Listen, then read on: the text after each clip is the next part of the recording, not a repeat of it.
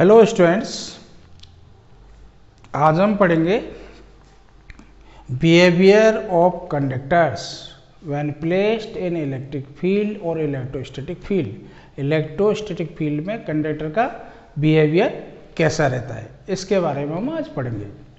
अब कंडक्टर में free electrons होते हैं, जब इलेक्ट्रिक फील्ड में रखते हैं तो फ्री इलेक्ट्रॉन का मूवमेंट होगा ड्यू टू इलेक्ट्रिक फील्ड, तो उसके कारण ही उसका बिहेवियर चेंज होता है। तो पहला इस पे क्वेश्चंस भी आते हैं, इसमें 1 मार्क्स 2 मार्क्स के आपके एग्जाम में क्वेश्चन आते रहते हैं। तो पहला इसका है net electrostatic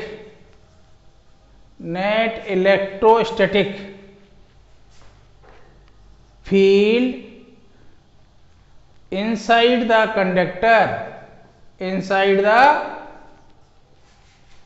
conductor is 0 when placed in electric field। External electric field ये बोल सकते हो, when placed in electric field. जब किसी कंडक्टर को net electrostatic field inside the conductor is 0 when placed in external electric field. यानी जब किसी कंडक्टर को आप इलेक्ट्रिक फील्ड में रखते हो तो उसके अंदर इलेक्ट्रिक फील्ड 0 होता है। अब इसमें क्वेश्चन पूछता है, ये तो आपको याद रखना है, यानी कंडक्टर के अंदर इलेक्ट्रिक फील्ड कितना होता है? 0। अब पूछता है व्हाई, ऐसा क्यों होता है? जब किसी कंडक्टर को इलेक्ट्रिक फील्ड में रखते हैं तो उसके अंदर इलेक्ट्रिक फील्ड 0 क्यों होता है? अब इसका रीजन हम ढूंढते हैं। तो देखो, सपोज ये आपका यूनिफॉर्म इलेक्ट्रिक फील्ड है, इसका डायरेक्शन इधर है। अब यहां आपने एक कंडक्टर रख दिया, ये आपने एक कंडक्टर रख दिया, इसकी मैंने शेप ऐसी ले ली। तो हम जानते हैं इलेक्ट्रोस्टैटिक कंडक्टर में फ्री इलेक्ट्रॉन्स हैं और कोई भी चार्ज पर इलेक्ट्रोस्टैटिक फील्ड का ये फोर्स होता है F=QE। इलेक्ट्रॉन का चार्ज क्या होता है? -E। तो हर इलेक्ट्रॉन पे इतना फोर्स लगेगा जो इलेक्ट्रिक फील्ड के अपोजिट डायरेक्शन में लगेगा, माइनस साइन ये बता रहा है इलेक्ट्रिक फील्ड के अपोजिट डायरेक्शन में, यानी फोर्स इधर लगेगा इलेक्ट्रॉन पर। तो इलेक्ट्रॉन का मूवमेंट इस एंड से इस एंड की तरफ होगा। तो ये एंड कैसा हो जाएगा आपका? नेगेटिव। इलेक्ट्रॉन इधर से मूव करके इधर इकट्ठे हो जाएंगे, तो ये एंड इसको छोड़ तो सकते नहीं, जंप करके इसको बाहर जाएंगे नहीं। इलेक्ट्रॉन इधर से इधर मूवमेंट होगा ड्यू टू इलेक्ट्रोस्टैटिक फोर्स, और ये एंड आपका कैसा हो जाएगा? नेगेटिव। ये एंड कैसा हो जाएगा? पॉजिटिव। ये एंड आपका हो जाएगा पॉजिटिव। ये एंड हो गया, इसको पोलराइजेशन बोलते हैं, कंडक्टर पोलराइज हो गया when placed in electric field. तो ये एंड तो हो गया नेगेटिव, ये एंड हो गया पॉजिटिव। इसके कारण कंडक्टर के अंदर इलेक्ट्रिक फील्ड आ गया। अब इलेक्ट्रिक फील्ड का डायरेक्शन क्या हुआ है? Positive to negative. तो ये इंड्यूस्ड इलेक्ट्रिक फील्ड लिख रहा हूं इनसाइड द कंडक्टर, ये इंड्यूस्ड हो गया, या ईपीवी लिख देते हैं कहीं, ड्यू टू पोलराइजेशन आ गया, ये इंड्यूस्ड। और बाहर का मैंने ले रखा है ई, बाहर का ई, बाहर का इलेक्ट्रिक फील्ड कितना? ई, और अंदर कितना हो गया? ये इंड्यूस्ड। ये इसके अपोजिट आ गया, ये इसके अपोजिट आ गया। ये रीअरेंजमेंट तब तक चलता रहता है इलेक्ट्रॉन्स का। This arrangement of electron makes induced electric field inside the conductor. तो इसके अंदर जो इलेक्ट्रिक फील्ड इंड्यूस्ड हुआ है कंडक्टर के अंदर, ई इंड्यूस्ड, वो इसके अपोजिट हुआ है। अब ये तब तक अरेंजमेंट होता है जब तक ई इंड्यूस्ड और ई इक्वल नहीं हो जाते, यानी E induced electric field equals to E. ये तब तक इसका अरेंजमेंट होता रहता है जब तक ई इंड्यूस्ड इक्वल्स टू ई, यानी एक्सटर्नल इलेक्ट्रिक फील्ड और ई इंड्यूस्ड इलेक्ट्रिक फील्ड सेम नहीं हो जाते। सेम हो जाएंगे फिर इस पर फोर्स लगना बंद हो जाएगा, इलेक्ट्रॉन का मूवमेंट बंद हो जाएगा। तो ई इनसाइड कितना होगा फिर? और ये कुछ सेकेंड्स में ही हो जाता है, जल्दी हो जाता है। तो ई इनसाइड इलेक्ट्रिक फील्ड क्या होगा? ई एक्सटर्नल माइनस ई इंड्यूस्ड। अब ई इंड्यूस्ड और ई तो सेम है, तो ई इनसाइड कंडक्टर का इलेक्ट्रिक फील्ड क्या हो गया? 0। तो जब भी किसी कंडक्टर को हम एक्सटर्नल इलेक्ट्रिक फील्ड में रखते हैं तो उसके अंदर इलेक्ट्रिक फील्ड 0 होता है, क्योंकि due to polarization, due to induction, due to polarization opposite electric field produce हो जाता है, इंड्यूस्ड हो जाता है वो, और वो उसके इक्वल एंड अपोजिट इंड्यूस हो जाता है, जिसके कारण net electric field inside the conductor will be 0, जो उसके अपोजिट होगा और इक्वल मैग्नीट्यूड में होगा एक्सटर्नल इलेक्ट्रिक फील्ड के, इनसाइड इलेक्ट्रिक फील्ड जो उसको 0 कर देता है। तो ये आपका पहला इसका क्वेश्चन था।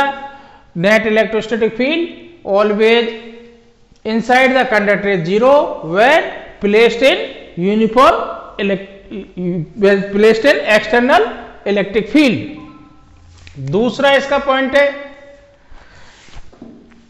नेट चार्ज, या चार्ज ही लिख देता हूं simply, charge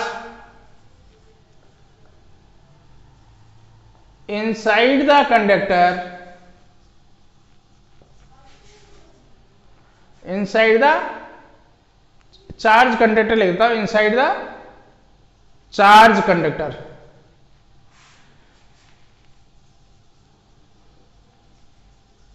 conductor is 0,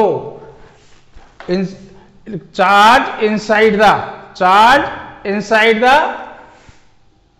charge conductor, या interior of the charge conductor ही बोल सकते हो। Charge inside the charge conductor is 0, यानी charge interior of the conductor is always 0, यानी कोई भी चार्ज कंडक्टर है तो उसके अंदर इनसाइड में जो चार्ज होगा वो 0 होगा। इसको दूसरी लैंग्वेज में बोल सकते हैं, जैसे सपोज ये कंडक्टर है तो इसको चार्ज दोगे तो चार्ज इसके सरफेस पे रहेगा, इनसाइड रिसाइड नहीं होगा, इकट्ठा नहीं होगा, चार्ज सारा कहाँ होगा, सरफेस पे रहेगा, होल वॉल्यूम में डिस्ट्रीब्यूट नहीं होता है। ये आपको याद रखना है, जब भी किसी कंडक्टर को हम चार्ज देते हैं तो उसका सारा चार्ज कहाँ रहता है, सरफेस पे। इसकी दूसरी लैंग्वेज में ये भी हो सकता है, all charge resides on the surface of the charge conductor, सारा चार्ज उसके सरफेस पे लाई करता है, होल वॉल्यूम में डिस्ट्रीब्यूट नहीं होता है।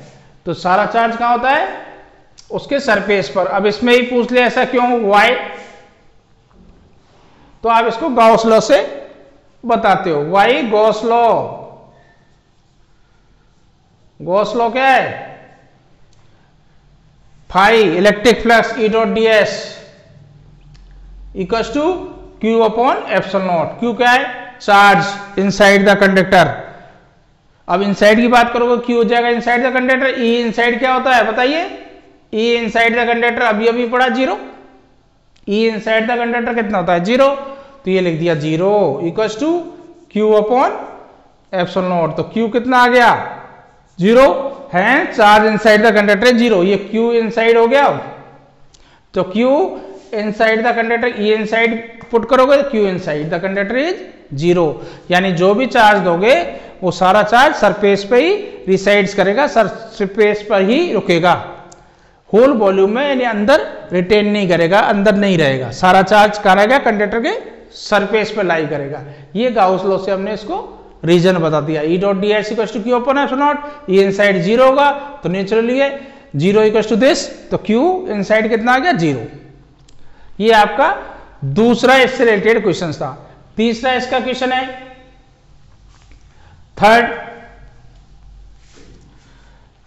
थर्ड है electric field always perpendicular to the surface of the charge conductor. Electric field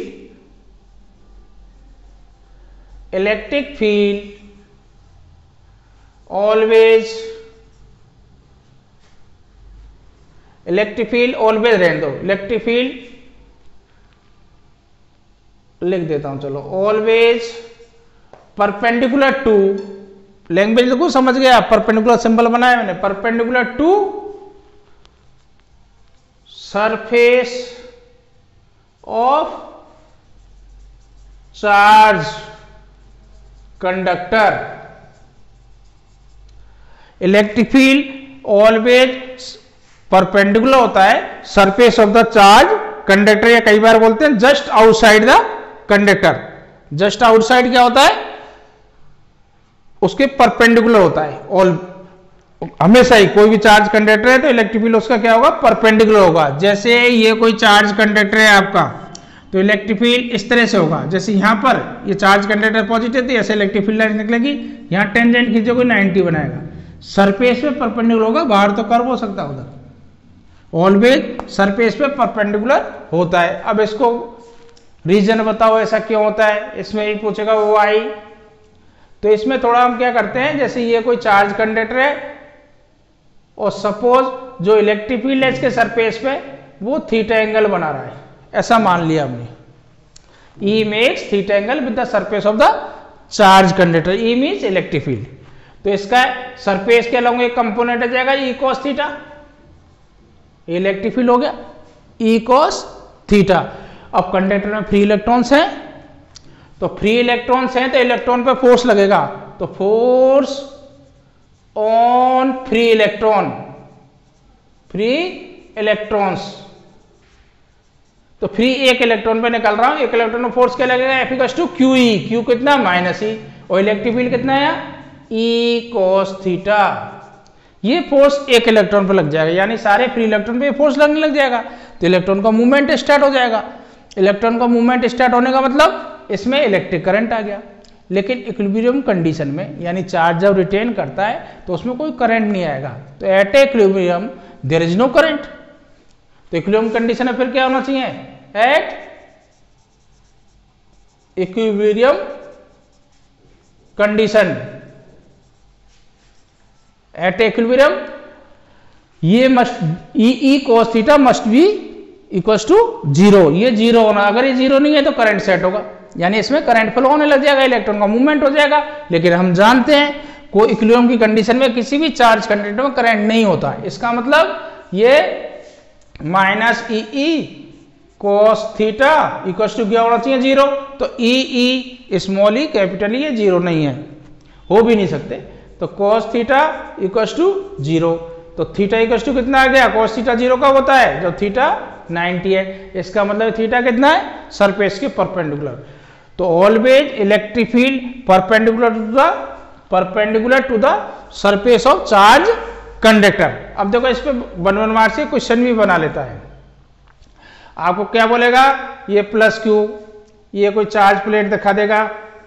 अब देखो ड्यू टू इलेक्ट्रोस्टैटिक इंडक्शन, इस पे आ जाएगा नेगेटिव चार्ज, इस पे आ जाएगा पॉजिटिव चार्ज। अब इसके लिए बोलेगा इलेक्ट्रिक फील्ड लाइंस ड्रॉ कर दीजिए। अब फील्ड लाइंस की नॉलेज भी आ गई और इस टॉपिक की नॉलेज भी है इसमें।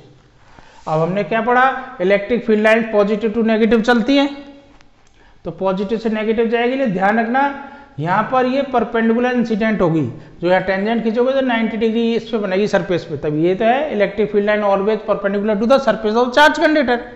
और यहाँ से ऐसे परपेंडिकुलर इंसिडेंट होगी, पॉजिटिव टू नेगेटिव चलती है ऐसे। अब कितनी भी बना देना, मैंने ये बनाई, ये आपको ध्यान रखना यहाँ पर इंसिडेंस होगा, वो एंगल ऐसे टेंजेंट ड्रॉ करोगे तो ये एंगल कितना आएगा, 90 डिग्री का आएगा, 90 डिग्री ये एंगल, ये 90 डिग्री का बनेगा। तो ये ड्राइंग इसी पे बेस्ड है, इस तरह के क्वेश्चन बना लेता है खुद से, तो ये आपको आना चाहिए, प्रॉपर्टीज याद रखना। ये आपकी थर्ड क्वेश्चन था, यानी किस तरह का बिहेव रहता है कंडक्टर का, वो बताया है। अब नेक्स्ट का 4th पॉइंट है potential is constant, potential is constant within and surface of the conductor, surface of the conductor, potential is constant within and on the, लिख देता हूं, on surface of the conductor, potential is constant within and on surface of the conductor. यानी जो potential होता है, जैसे suppose ये कोई कंडक्टर है, इसके सरफेस में जितना पोटेंशियल है उतना ही इसके अंदर होगा, उतना ही इसके अंदर होगा।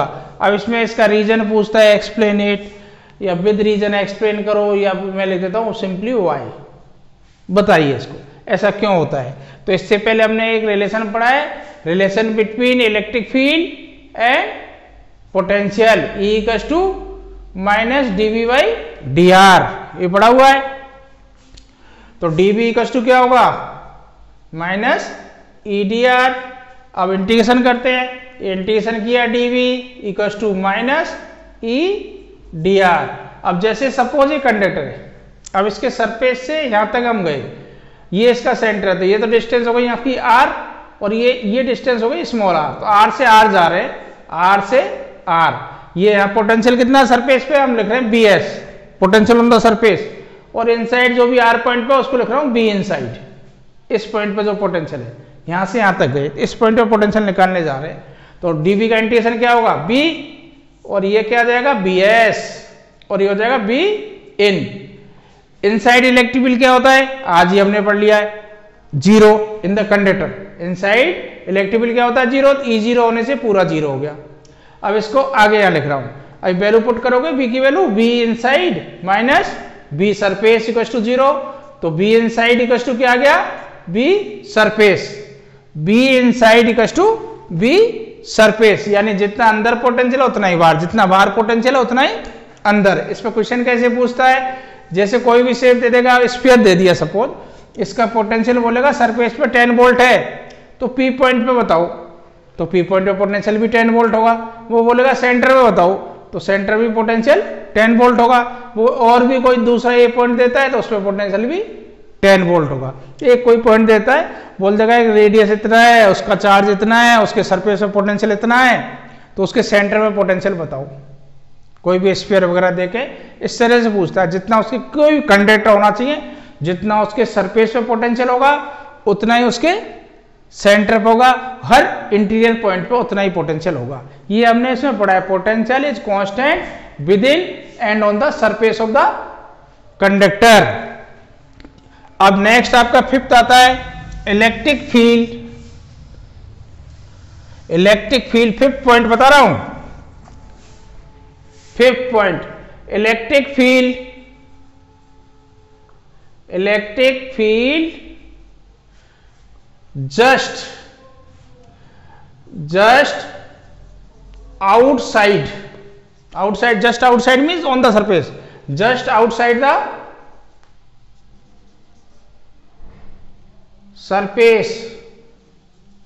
surface of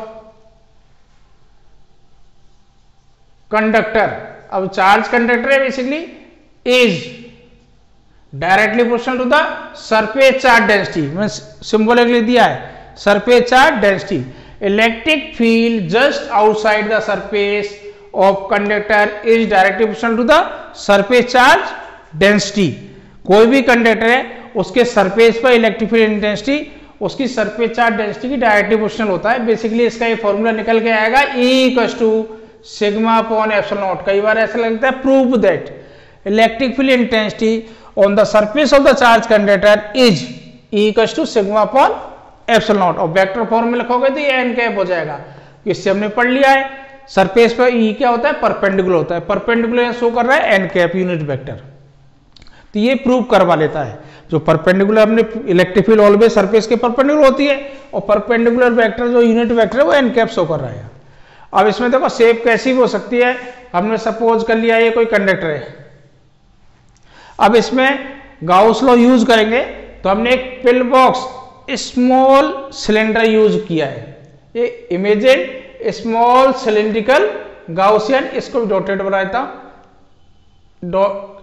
small cylindrical Gaussian surface. अभी कोई भी चार्ज कंडक्टर है, इसकी सरफेस चार्ज डेंसिटी सिग्मा है, सिग्मा इसकी सरफेस चार्ज डेंसिटी है, surface charge density. Surface charge density का मतलब चार्ज पर यूनिट एरिया। ये पॉजिटिव चार्ज पूरे पर स्प्रेड है, सरफेस पे फैला हुआ है, ये हम जानते हैं। कंडक्टर के अंदर तो होता ही नहीं है चार्ज, सिर्फ सरफेस पे रहता है। ये इस तरह से लिया है, जैसे small cylindrical box Gaussian surface लिया है। सपोज ये कंडक्टर है, तो इसका ये टॉप है, ये वाला ऐसे आ रहा है जस्ट सरफेस पर, इस तरह से जस्ट इसके बाहर, और ये इसके इनसाइड पड़ रहा है, ऐसे निकला हुआ नहीं है, नहीं आपको यहां बना तो वो दिखेगा नहीं, इसलिए ऐसा बनाया है। तो जस्ट छोटा सा सिलिंड्रिकल बॉक्स ले लिया, जो थोड़ा सा जस्ट सरफेस के पास है उसका। अब 3 सरफेस हो गए इसमें, ये फ्लैट सरफेस S1, ये फ्लैट सरफेस S2 और कर्व सरफेस S3, 3 सरफेस हो गए। अब इसको हमें प्रूव करना है, इलेक्ट्रिक फील्ड इंटेंसिटी ये है, तो गाउस लॉ यूज करेंगे, Y Gauss law.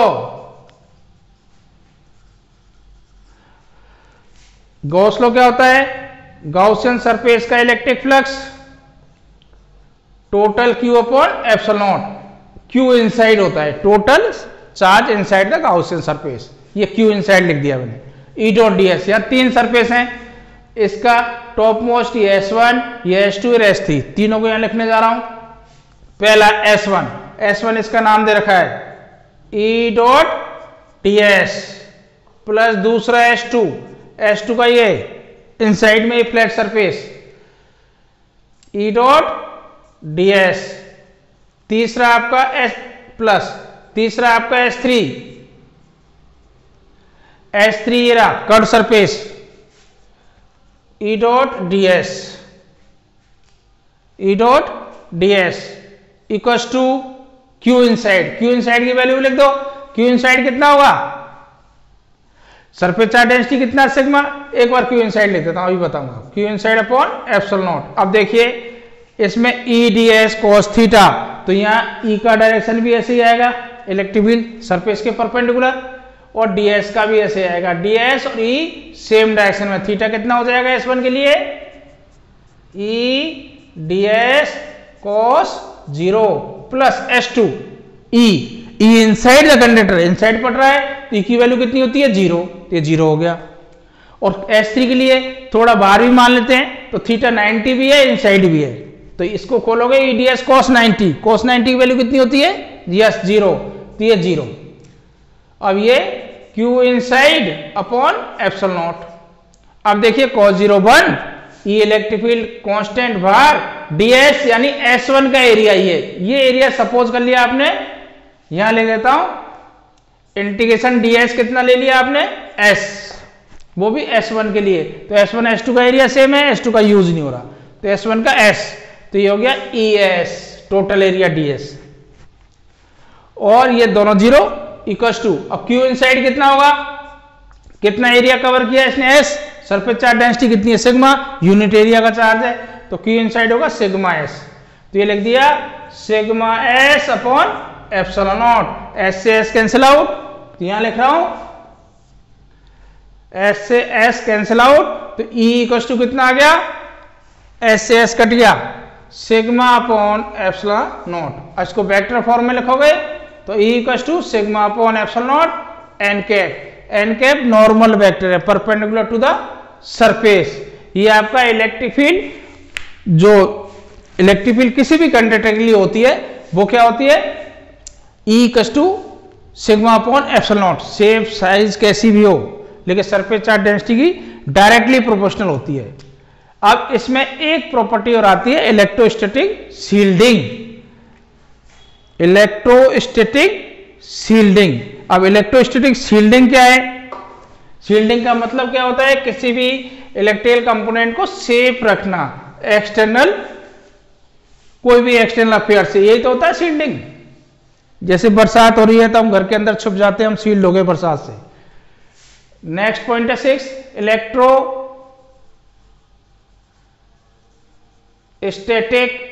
Shielding. Electrostatic shielding, electrostatic shielding का मतलब यह है किसी भी इलेक्ट्रिकल कंपोनेंट को या किसी भी रीजन को, किसी भी इलेक्ट्रिकल कंपोनेंट को या किसी भी इलेक्ट्रिकल रीजन को, किसी भी इलेक्ट्रिकल कंपोनेंट इलेक्ट्रिकल रीजन को एक्सटर्नल इलेक्ट्रिक फील्ड से प्रोटेक्ट रखना। Protect the region with external electric field is known as the electrostatic shielding. किसी भी रीजन ऑफ स्पेस या इलेक्ट्रिकल कंपोनेंट को एक्सटर्नल इलेक्ट्रिक फील्ड से या इलेक्ट्रिक फील्ड से सिंपली बोल सकते हो प्रोटेक्ट करना, वो होता है इलेक्ट्रोस्टैटिक शील्डिंग।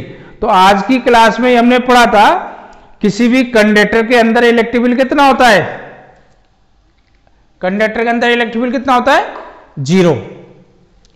तो होलो कंडक्टर हम यूज करेंगे, कोई भी होलो कंडक्टर यूज कर लिया तो उसके अंदर इलेक्ट्रिक फील्ड कितना होगा, 0, E इक्वल्स टू 0। अब जैसे ये होलो कंडक्टर है, इसके अंदर किसी भी इलेक्ट्रिकल कंपोनेंट को रखा है, एक वायर इधर से निकाल दिया, एक इधर से निकाल दिया, चारों तरफ से मेटेलिक होलो कंडक्टर में रख दिया। बाहर इलेक्ट्रिक फील्ड कितना भी है, अंदर कितना रहेगा, इलेक्ट्रिक फील्ड 0। तो ये कंपोनेंट, इसमें सपोज सिग्नल वगैरह कैरी कर रहे हैं, वो इलेक्ट्रिकल सिग्नल ही होते हैं, तो वो डिस्टॉर्ट नहीं होंगे, ये सेफ बना रहेगा। तो ये शील्डिंग का पर्पज यही है हमारा। किसी भी इलेक्ट्रिकल कंपोनेंट को एक्सटर्नल इलेक्ट्रिक फील्ड से सेफ रखना। तो सेफ रखने का अपने पास तरीका क्या है, होलो मेटल में हम अंदर रख देते हैं। मेटल के बाहर कितना भी इलेक्ट्रिक फील्ड हो, लेकिन वो कितना भी इलेक्ट्रिक फील्ड हो, लेकिन उसके अंदर के इलेक्ट्रिक फील्ड क्या होता है, ई 0 होता है। तो होलो मेटल के अंदर किसी भी इलेक्ट्रिकल कंपोनेंट को रख दो, एक्सटर्नल इलेक्ट्रिक फील्ड का उस पर इफेक्ट नहीं होता। ये इलेक्ट्रोस्टैटिक शील्डिंग में हम यूज करते हैं। शील्डिंग का मीनिंग है protect the electrical component with external electric field. अब इसकी कुछ एप्लीकेशंस हैं। एप्लीकेशन जैसे इसको कहां यूज किया जाता है। अब देखो एप्लीकेशन, एक तो ऑप्टिकल फाइबर आता है। ऑप्टिकल फाइबर यहां भी पढ़ेंगे हम, एक ऑप्टिक्स में भी पढ़ेंगे। ऑप्टिकल फाइबर में बेसिकली ऑप्टिकल फाइबर से इलेक्ट्रिकल सिग्नल कैरी होते हैं एक जगह से दूसरी जगह, और सिग्नल मीन्स ये इलेक्ट्रिकल सिग्नल ही होते हैं इलेक्ट्रोमैग्नेटिक वेव के। तो ये सिग्नल जब कैरी करते हैं तो उसमें इलेक्ट्रिक फील्ड भी होगा, बाहर आउटसाइड में करंट वगैरह तो फ्लो होगा, तो करंट के कारण इलेक्ट्रिक फील्ड भी होगा। तो उसको सेफ रखने के लिए क्या करते हैं, जो ऑप्टिकल फाइबर होता है उसको मेटेलिक कोट में बंद कर देते हैं ऐसे। ये तो सपोज इलेक्ट्रिकल फाइबर है, इसका डायमीटर बहुत कम होता है, ह्यूमन हेयर के बराबर, लेकिन दिखा दिया मैंने ये ऑप्टिकल फाइबर, और ये मेटेलिक कोट कर दिया। ये मेटल यानी चारों तरफ से मेटेलिक पत्ती लगा दिया, होलो मेटल में इसको बंद कर दिया, और ये पाइप पूरा ऐसे आगे निकल जाता है। तो ये भी मेटल है, ये भी मेटल है। अब बाहर चाहे कितना भी इलेक्ट्रिक फील्ड हो, इसमें सिग्नल ऐसे कैरी होते रहते हैं, आगे ट्रेवल करते रहेंगे, उन पे एक्सटर्नल इलेक्ट्रिक फील्ड का कोई इफेक्ट नहीं पड़ेगा। तो इसमें मेटल कोटिंग जरूरी है, वो इसमें ऑप्टिकल फाइबर में यूज कर रहे हैं। एक इससे रिलेटेड क्वेश्चन आ जाता है, जैसे सपोज रेनी सीजन में लाइटनिंग थंडरिंग आपने सुना ही होगा। लाइटनिंग होती है, लाइटनिंग का मतलब क्या है, चार्ज नीचे गिरना। तो आप कार में बैठे, लाइटनिंग हो गई, तो आप क्या प्रिकॉशन यूज करोगे, क्या प्रिकॉशन लोगे उस समय। तो सिंपली है, चार्ज मेटेलिक होती है, आप खिड़की दरवाजे सारे बंद कर लो, चार्ज सरफेस पर रहेगा, और चार्ज कार कैसी मेटेलिक कार है तो सारा चार्ज तो सरफेस पर रहेगा, अंदर इलेक्ट्रिक फील्ड क्या रहेगा, 0। तो अंदर चुपचाप बैठे रहो, इनसाइड इलेक्ट्रिक फील्ड क्या हो जाएगा उसका, 0। तो आपके ऊपर कोई इफेक्ट नहीं पड़ेगा। और एक इसमें शील्डिंग के लिए, जहां भी किसी भी इलेक्ट्रिकल कंपोनेंट को आप सेफ रखना है तो आप होलो मेटेलिक कंडक्टर यूज करते हो किसी भी एक्सटर्नल इलेक्ट्रिक फील्ड से प्रोटेक्ट करने के लिए। तो ये इसकी एप्लीकेशन हो गई इलेक्ट्रोस्टैटिक शील्डिंग।